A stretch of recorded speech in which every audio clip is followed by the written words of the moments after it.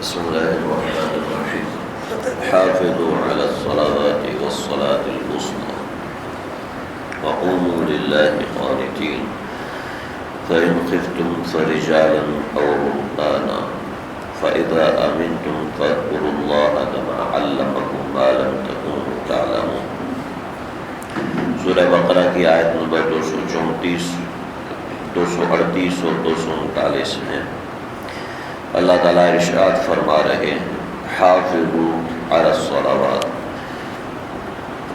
نمازوں کی حفاظت کرو، والصلاۃ الوسطیٰ، اور درمیانی نماز کی، وقوموا للہ قانتین، اور اللہ تعالیٰ کے حضور ڈرتے ہوئے کھڑے ہو، فإن خفتم، اور اگر تمہیں دشمن کا خوف ہے تو فرجالا، تو کھڑے ہو کے اشارے سے نماز ادا کرو، اور رکبانا، یا سواری پر سوار ہو تو وہیں پر اشارے سے نماز ادا کرو۔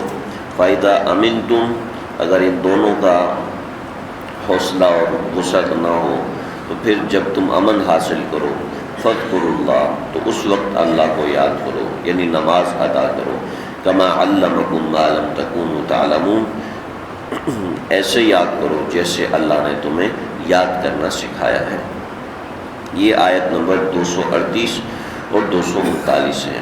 اب دیکھ رہے ہیں اس سے پہلے طلاق کا ذکر تھا، اس کے بعد بھی خاندانی معاملات کا ذکر ہے، درمیان میں نماز کا ذکر اس لیے لے کر آئے کہ نماز براہ راست اللہ تعالیٰ کی عبادت ہے، اور معاملات براہ راست اللہ تعالیٰ کی عبادت نہیں ہوتے بلکہ بالواسطہ اللہ تعالیٰ کی عبادت ہوتے ہیں۔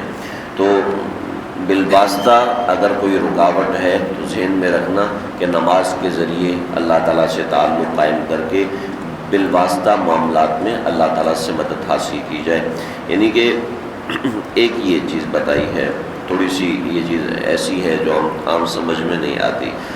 دوسرا ایک اور چیز ہے کہ گھریلو معاملات کے اندر الجھ کے بہت سے لوگ نمازوں کی پابندی نہیں کرتے، اور نماز کے دوران جناب فیصلے شروع ہو رہے ہیں اور معاملات لگے ہوئے ہیں کہ بھئی یہ معاملات سدھر جائیں اس کے ساتھ نماز پڑھ لیں گے۔ نہیں، اللہ تعالیٰ نے فرمایا کہ کوئی بھی ایسا معاملہ ہے نماز کا دھیان پہلے رہے۔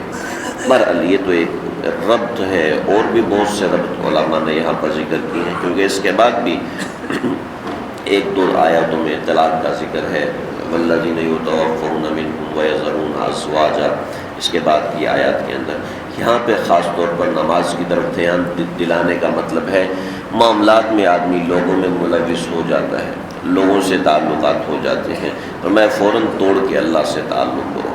حافظوا علی الصلوات، اپنی نمازوں کی حفاظت کرو۔ حفاظت کرنے کا مطلب یہ ہے کہ نماز جیسے آدمی کسی چیز کی حفاظت کرتا ہے، اس کو چاروں طرف سے نظر رکھتا ہے، ایسے ہی نماز کی بھی چاروں طرف سے نظر رکھو کہ اس میں کس طریقے سے ادائیگی ہے سنت کے مطابق۔ اور پھر آگے فرمایا والصلاۃ الوسطیٰ، اور خاص طور پر درمیانی نماز۔ بہت سے اقوال اس کے اندر مذکور ہیں، ابن کثیر نے تقریباً 2.5 صفحے اقوال میں ذکر کیے ہیں۔ سب کا خلاصہ یہ ہے کہ صلاۃ الوسطیٰ سے مراد عصر کی نماز ہے، صلاۃ وسطیٰ سے مراد عصر کی نماز ہے۔ کچھ نے فجر کہا، کچھ نے ظہر کہا، لیکن راجح قول عصر کی نماز کا ہے۔ چنانچہ عصر کی نماز کے متعلق آپ صلی اللہ علیہ وسلم نے فرمایا کہ جس آدمی کی عصر کی نماز رہ گئی، جس آدمی کی عصر کی نماز رہ گئی، وہ سمجھ لے کہ اس کے سارے خاندان والے، اس کے میاں، اس کے بچے، اگر عورت ہے تو اس کا شوہر، اس کے والدین، وہ سب کے سب ہلاک ہو گئے۔ اگر اس کو پتہ ہوتا کہ اس نماز کو چھوڑنے کا اتنا گناہ ہے تو اس کو اس گناہ کا پتہ ہوتا تو اس قدر غم ہوتا جس قدر سارے اہل و عیال کے اچانک مر جانے کے اوپر غم ہوتا ہے۔ یہ اتنی اہم چیز ہے، کیونکہ عصر کا وقت عام طور پہ غفلت کا وقت ہوتا ہے، اور عصر کا وقت کاروبار کا وقت ہوتا ہے خاص طور پہ، اس لیے بتایا ہے کیونکہ صبح سے لے کے ظہر تک آدمی تھوڑا سا تھک چکا ہوتا ہے تو ضرور چلے جاتے ہیں نماز پڑھنے کے لیے، لیکن عصر کا وقت جو ہے ایسا ہوتا ہے کہ آدمی کا عین مشغولیت کا وقت ہوتا ہے۔ اب دیکھیں دفتروں کی چھٹی کا وقت ہے تو ایسا وقت ہے کہ اب آدمی کا ذہن دوسری چیزوں میں مشغول ہو رہا ہے، دفتر سے گھر کی طرف مشغول ہو رہا ہے، جسمانی طور پر بھی اور ذہنی طور پر بھی۔ اب یہاں پر اللہ نے نماز کی اہمیت کو اجاگر کیا، وقوموا للہ قانتین، اور اللہ کے سامنے ڈرتے ہوئے کھڑے ہو۔ یہاں پر قانتین کا مطلب ہے خاموشی سے کھڑے ہو۔ حضرت زید بن ارقم رضی اللہ تعالیٰ عنہ فرماتے ہیں کہ اس آیت کے نزول سے پہلے ہم نماز میں باتیں کیا کرتے تھے، چنانچہ حضرت ابن مسعود رضی اللہ تعالیٰ عنہ تشریف لائے تو آپ صلی اللہ علیہ وسلم نماز پڑھ رہے تھے۔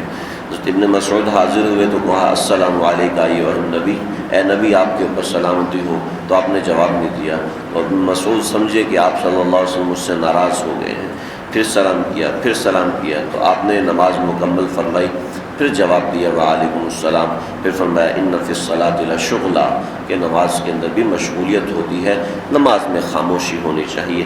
تو اس طرح کی روایات موجود ہیں اور ذخیرہ احادیث کے اندر کہ پہلے باتیں کیا کرتے تھے، نماز میں کھڑے کھڑے پوچھ لیا بھی کتنی رکعت ہوئی ہے، میری پتہ ہے کتنی رکعت ہوئی، اس نے کہا جی 2 رکعت ہوئی ہے، اچھا ٹھیک ہے۔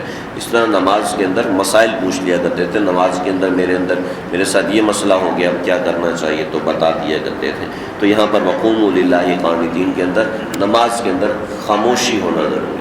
چنانچہ اگر کسی کو چھینک آئی اور چھینک سے کہا الحمدللہ نماز کے دوران، تو نماز ٹوٹ جائے گی۔ تو نماز کے اندر کوئی غیر کلام نہیں کرنا، اگر کیا تو نماز ٹوٹ جائے گی۔ قوموا للہ قانتین، اللہ کے سامنے خشوع اور خضوع سے کھڑے ہو۔ 10 رکن ہے، انشاءاللہ کبھی عرض کروں گا کہ کس طریقے سے نماز کے اندر خشوع اور خضوع حاصل ہوتا ہے۔ فَإِنْ خِفْتُمْ، آگے ایک مسئلے کا ذکر ہے کہ میدان جنگ کے اندر جب نماز کا وقت ہے تو نماز اس وقت بھی عام حالات میں معاف نہیں ہے۔